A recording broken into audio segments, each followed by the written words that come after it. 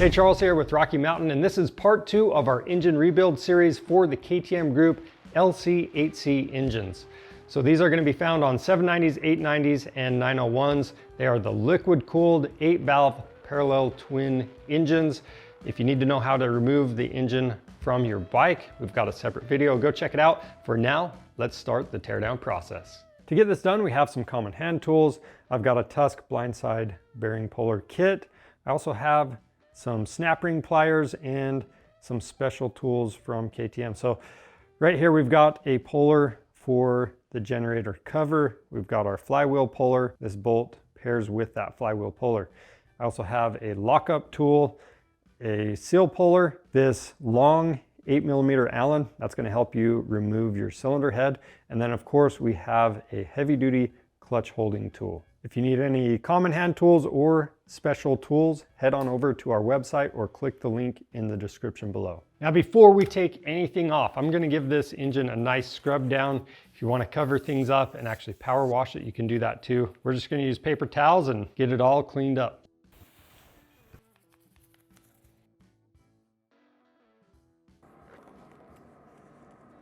Now the manual is going to tell you to use an engine stand.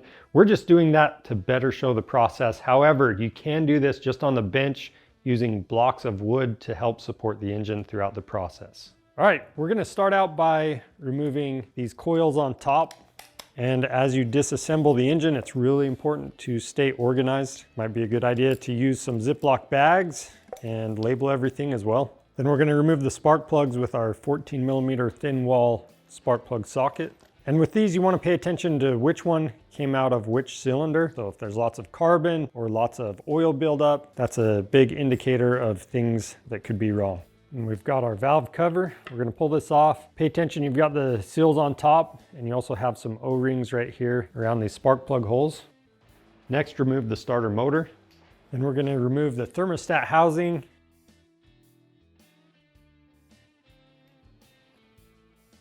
The thermostat and the heat exchanger. Left side of the engine, we have the shift shaft sensor and the gear position sensor we're going to be removing. So this one we're using snap ring pliers. Be careful not to lose the flat or spring washer. Then pull the sensor off and remove the pin. And then these bolts for the gear position sensor, these usually have a little thread locker on them, and I just don't want to strip these out. Next, we can remove the temporarily installed oil drain bolts and oil filter cover. Remove the collar. Now to remove the alternator cover, I'm going to remove the access plug, then all of the hardware, doing that in a crisscross pattern. And this alternator cover, we recommend using the special tool. The magnets are really strong. So with this, we have just a little bit of grease on the threads. So on this, I'm going to back the center bolt off all the way. And I'll go ahead and thread this into the cover just till it lightly seats. And I'm just using a screwdriver and I'm breaking this free. I'm kind of stuck at the top. I'm just taking advantage of the pry tab to even that out. I had some gears stay with the cover, so pay attention to that. Make sure they don't drop. So on top we have the torque limiting gear. It's going to have that shaft and a washer. Sometimes the washer will stick to the case. Bottom we have that idler gear. There's going to be needle bearing, and there's also going to be a washer behind it. It sometimes does stick to the case, but in this case I think it actually dropped down. So we're going to pay attention to that during disassembly. All right, I got the flexi magnet and got the washer. One of these washers could fall down in a hole. So it's always preferable to keep all this stuff on the case as you pull that cover off. And then with this, we had one dowel come out with the cover, and we've got one more in the case we need to remove. Then we have the crankshaft speed sensor. Next, we can remove the water pump cover.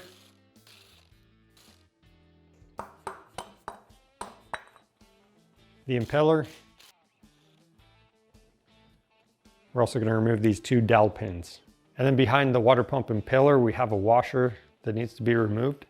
Now we'll remove the clutch cover bolts in a crisscross pattern. Turn the clutch actuator and remove the clutch cover. Next, we're going to remove the two dowel pins, and then we want to loosen up these clutch center bolts evenly. Remove those along with the springs. Then remove the pressure plate. After that, we're going to remove the clutch pack. Just pay attention as you do this. The top friction disc is in a slightly different orientation than the rest.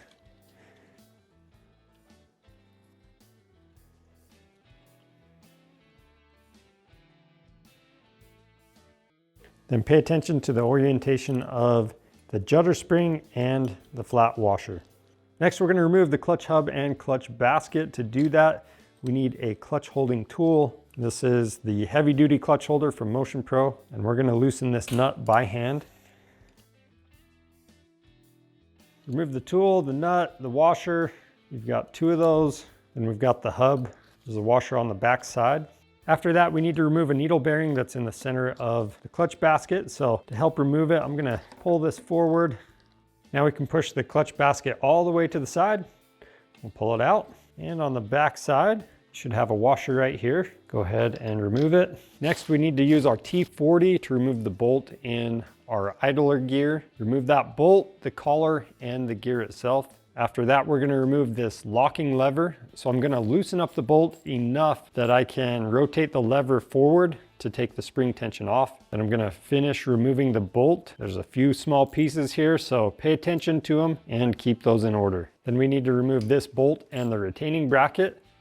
Rotate the shift drum until the neutral position is aligned with the shift shaft sliding plate. And then from there, we can go ahead and remove that shift shaft. Then pay attention, we've got a washer behind here. Next, we're going to rotate the crankshaft over and line up the OT1 marks on our camshaft. Those need to be facing each other. And then we're going to check the valve clearance on cylinder number 1.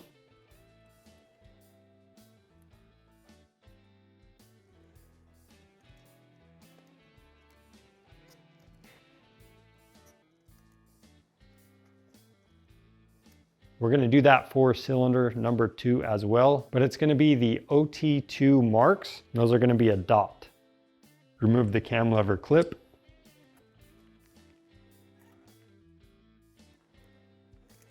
We're going to write that down, and that way when we go back together, we've got those measurements if we need to make adjustments. As we tear down the engine, you want to make sure you have some workspace to lay all of your engine parts out in order and keep them clean and organized.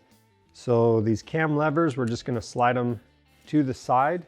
They're going towards the cam sprockets. And then we're going to rotate the engine over to the OT1 marks again. We're going to remove this plug in the side of the engine. Look down in there, you should see the slot in the crankshaft. We're going to use that locking tool to hold the crank in place. Now we can loosen up the bolt on the back of the tensioner with a 5mm Allen, then loosen up the housing. Then we can remove the tensioner and components, including the O-ring. Remove the tubes for the spark plug holes. And with the bolts on the cam caps, you want to start from the outside and work your way towards the center. Then pull the cam cap off. Keep track of these 2 pins. And then remove your camshafts.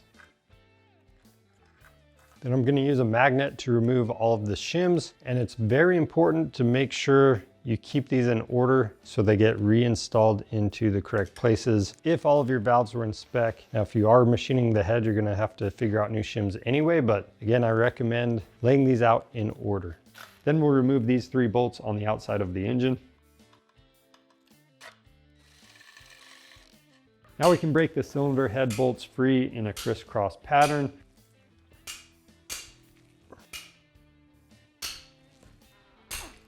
I'm going to use a drill to remove these 6 bolts. Make sure you pull out the washers as well. And keep in mind, you want to have new cylinder head bolts when you go back together.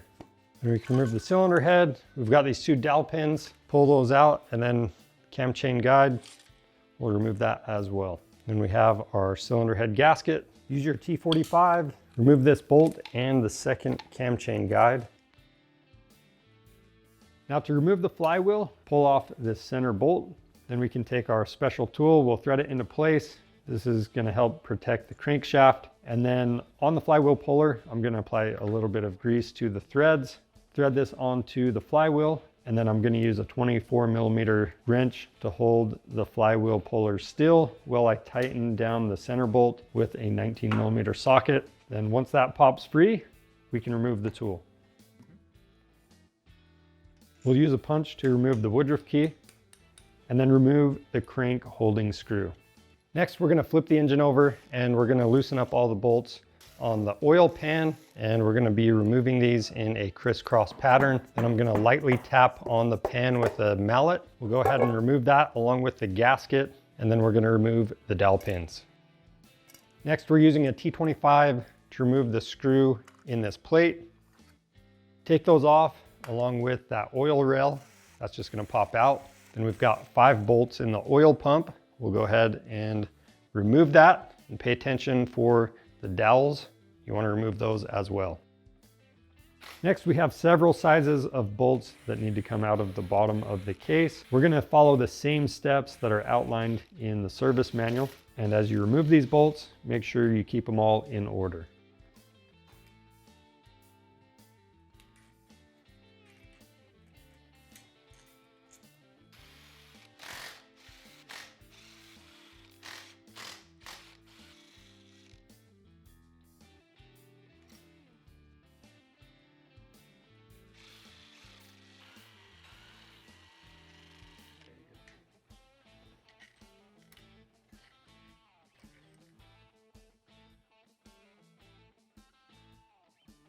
Now that we've double checked that all of the bolts are removed from the case, we can lightly tap it with a mallet and break it free.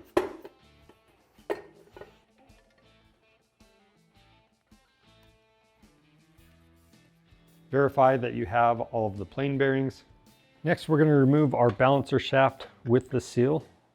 Now to remove the cam cap bolts, we're going to be using a 12-point drive 9mm socket, and it's a 1/2-inch drive, since these take quite a bit of torque. Now, side note with these, you always want to replace these bolts on assembly. You used to have to mark these caps with the rod. These ones are already marked for us, so it's really important to get the same cap installed onto the same connecting rod on assembly. So go ahead and remove that with that plain bearing.